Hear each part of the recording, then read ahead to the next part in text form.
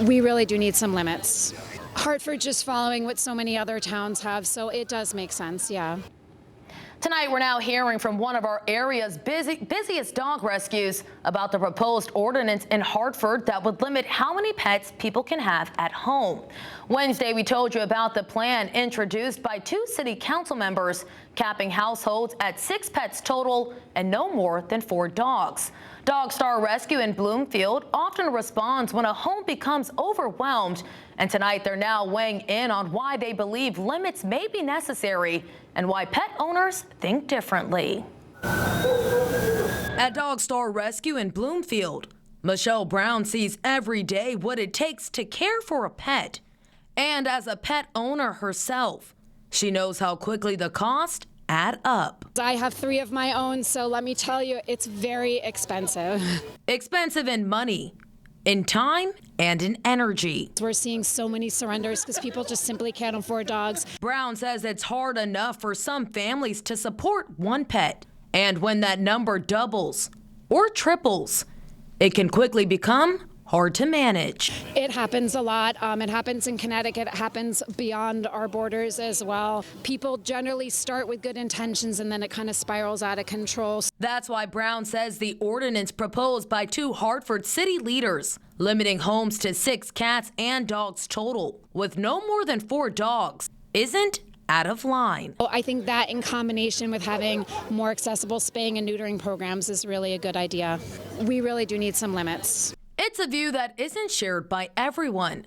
Jalissa Perez, a pet owner in Hartford, believes responsibility matters more than how many pets you own. I just feel like if you can take care of the animal, then there shouldn't be a problem with how many animals you have in your household. Daniel Gonzalez has an even stronger opinion. It's stupid. It's stupid, honestly, you know. Especially after learning a violation could cost pet owners $100 per day. It's sad to say, but it's gonna, I mean, $100 is gonna kind of force people to have to, you know, obey. I mean, and that's sad. I mean, it's not right. I think it's also gonna have a lot of like stray cats and dogs in the street.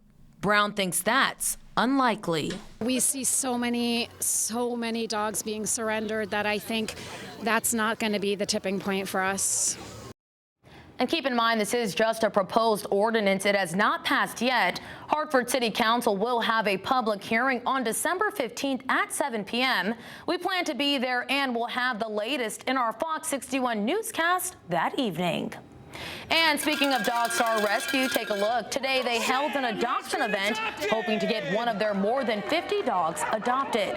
Dog Star Rescue in Bloomfield accepts dogs from owners who want to surrender their animals, and they say typically the #1 reason is owners who can't care for their pets anymore.